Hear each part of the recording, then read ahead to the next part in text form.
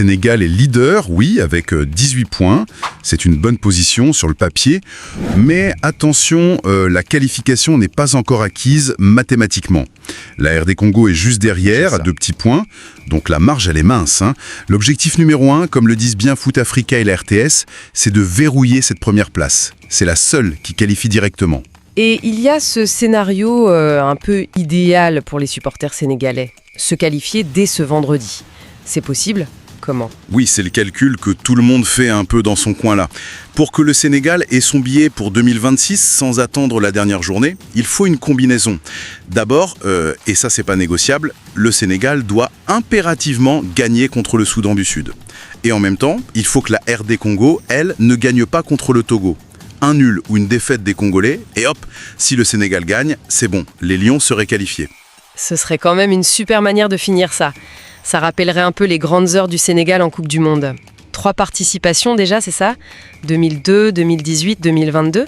Exactement. Et on pense tous, bien sûr, à ce quart de finale de 2002, Corée-Japon. Ça reste la référence historique. Et du coup, affronter le Soudan du Sud dans ce contexte, ça montre aussi le chemin parcouru. L'adversaire de vendredi, il est dans une situation bien différente. Oui, le contraste est assez saisissant. Qu'est-ce qu'on sait du Soudan du Sud au niveau des chiffres ? Ils sont derniers du groupe. Seulement 3 points en 8 matchs. 3 nuls, 5 défaites. Enfin, les sources varient un peu sur le nombre exact de défaites, mais bon, 3 points quoi. Et surtout, ils sont sur une série de 5 matchs sans victoire. Alors qu'en face, le Sénégal, c'est plutôt l'inverse. 4 victoires sur les 5 derniers matchs. La confiance, elle est là. D'accord. Et on les a déjà joués récemment, non ? Dans ces mêmes éliminatoires ? Une seule fois, oui. C'était le 18 novembre 2023. Et là, le score avait été lourd. 4-0 pour le Sénégal. Sadio Mané avait mis un doublé. Pape Matar Sarr et Lamine Camara aussi avaient marqué. Donc, même si c'est qu'un seul match, cet historique et surtout la forme actuelle, ça place le Sénégal en grand favori, clairement. Très clair pour le contexte sportif. Alors, venons-en à l'équipe sénégalaise. La grosse info de la semaine, c'est le retour d'un joueur important. Pathé Ciss au milieu. Les titres sont assez forts, renfort de poids, d'attaque. Oui, c'est la nouvelle qui fait plaisir au sélectionneur Pape Thiaw et à toute l'équipe, j'imagine. Pathé Ciss, le joueur du Rayo Vallecano en Espagne, il est bon pour le service. Il est apte pour ce match. Il y avait une petite incertitude en début de semaine, c'est vrai. Ah oui, il avait été mis au repos, c'est ça ? On a eu un peu peur. Exactement. Il avait ressenti une petite gêne après son dernier match en club. Du coup, le staff médical a préféré jouer la prudence. Il n'a pas participé à la première vraie séance collective à Djouba mardi. C'était juste une précaution. D'ailleurs, l'arrivée s'est faite en douceur. Lundi, c'était juste une petite séance légère à l'hôtel, le Radisson Blu, avec juste une dizaine de joueurs, les premiers arrivés. Mais là, c'est bon, cette précaution est terminée, il s'entraîne normalement. Tout à fait.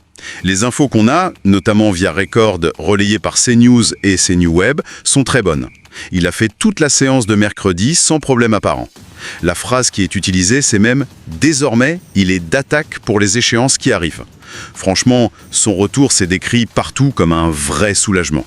Et concrètement, sur le terrain, qu'est-ce qu'il apporte ? Pourquoi on insiste autant sur son retour pour ce match précis ? Pathé Ciss, c'est un joueur qui amène beaucoup d'expérience et surtout de combativité au milieu de terrain.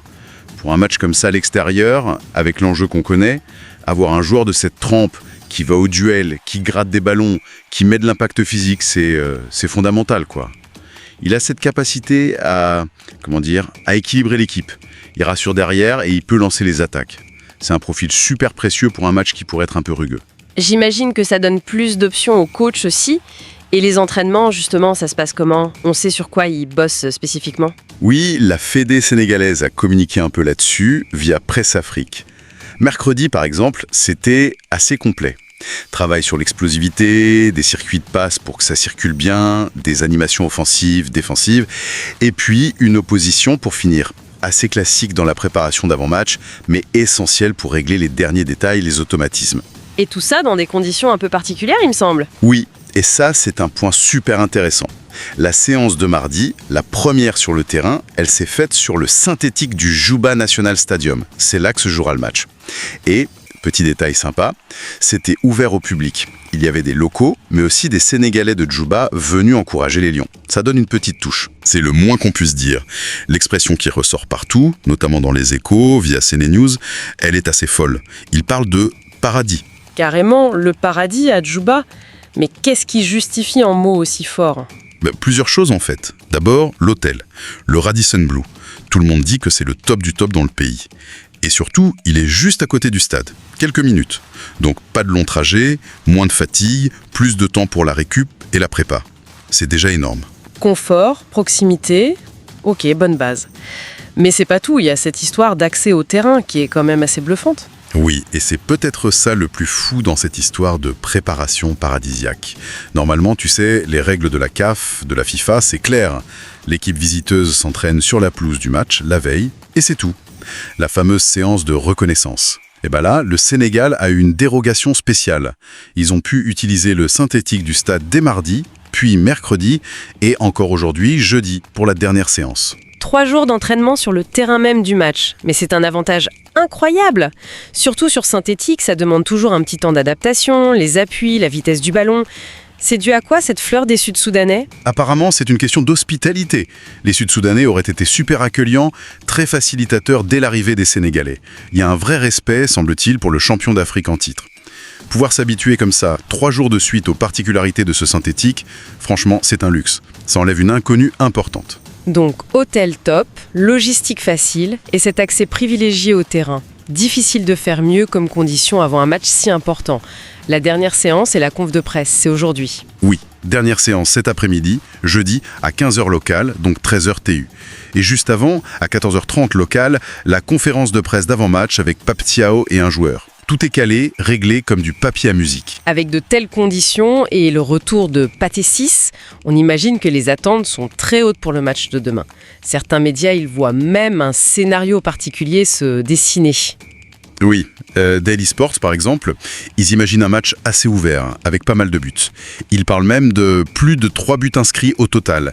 Leur analyse, c'est que l'attaque sénégalaise, ils citent Mané, Jackson, Ndiaye comme probable trio, devrait logiquement faire mal à la défense sud-soudanaise, jugée un peu tendre. Mais ils notent aussi que le Soudan du Sud, à domicile, sans pression, pourrait quand même chercher à marquer, au moins pour l'honneur devant son public. Ça pourrait ouvrir le jeu. Intéressant comme perspective. Alors si on essaye de synthétiser un peu tout ça, qu'est-ce qu'on retient avant ce Soudan du Sud-Sénégal ? Bon, premièrement, l'enjeu sportif. Il est énorme. Possibilité de qualif direct pour le Mondial 2026 dès demain, 6 victoires sénégalaises. Et si la RDC ne gagne pas ? C'est une carotte énorme. Ensuite, le facteur humain. Pathé 6, il est là, il est apte, d'attaque, comme on dit, prêt à amener sa grinta au milieu, c'est un vrai plus. Exactement, son retour, ça stabilise le milieu. Ça donne des garanties dans un secteur crucial, surtout à l'extérieur où il faut souvent mettre le bleu de chauffe. Et puis, ce troisième point, ce contexte de préparation à Djouba. Vraiment hors norme, conditions logistiques parfaites, hôtel top, et surtout, cet accès répété au terrain synthétique. On peut difficilement ne pas parler d'environnement idéal. C'est ça. Franchement, sur le papier, tous les voyants sont au vert pour le Sénégal. L'équipe est en forme, l'effectif est renforcé, la préparation a été hyper facilitée. Les chances de faire un bon match et d'avoir le résultat espéré, elles sont objectivement au maximum. On pourrait donc être très très confiant, voire peut-être un peu trop. La confiance, elle est légitime vu tous ces éléments. Le Sénégal a les cartes en main, les conditions sont réunies, mais faut absolument rester prudent. Le foot, c'est pas des maths. Déjà, la qualif directe, ça dépend aussi du résultat de la RDC. Et puis, ce statut de favori, ces conditions paradisiaques, ça peut être un piège si la concentration n'est pas à 100%. C'est un point essentiel, ça. Le risque de décompression, ça existe toujours. Exactement. Il faudra aborder ce match avec le plus grand sérieux du monde. Respecter l'adversaire. Même s'il est dernier, même s'il joue pour rien au classement, il va vouloir faire un coup chez lui. Toute la pression, elle est sur les Lions. Ils doivent assumer ce statut et transformer cette super préparation en performance sur le terrain. Ce ne sera pas juste une formalité, ça c'est sûr. C'est une mise en garde importante. Tout semble en place pour que le Sénégal fasse un grand pas vers le mondial, peut-être même le pas décisif, mais bon, seule la vérité du terrain comptera demain. C'est tout le sel du sport. Rigueur et engagement pendant 90 minutes, il n'y a que ça de vrai. Et pour finir, peut-être une dernière petite réflexion. On a beaucoup insisté sur ces conditions exceptionnelles à Djouba, ce traitement de faveur presque, ce paradis. C'est un avantage, c'est clair, pour la prépa physique, tactique. Oui, difficile de nier que ça aide à être serein, concentré, c'est indéniable. Mais je me demande quand même, est-ce que cet environnement quasi parfait, cette sensation d'être un peu chouchouté, ajouté au statut d'ultra favori face à une équipe qui n'a plus rien à perdre, est-ce que ça ne pourrait pas, de manière un peu inconsciente, créer un micro-relâchement, un tout petit excès de confiance, qui pourrait coûter cher face à un adversaire qui, lui, va jouer libéré, pour l'honneur? C'est une question tout à fait légitime. C'est un classique dans le sport de haut niveau, ça. Le confort peut parfois endormir un peu l'agressivité, la vigilance. Garder le bon niveau de tension, d'humilité, de respect pour l'adversaire, malgré tout ce contexte favorable, ce sera sans doute un des défis psychologiques pour le staff et les joueurs. C'est une pensée intéressante à avoir en tête avant le coup d'envoi, oui. Voilà de quoi nourrir notre réflexion d'ici 2 mois. Merci d'avoir suivi cette analyse.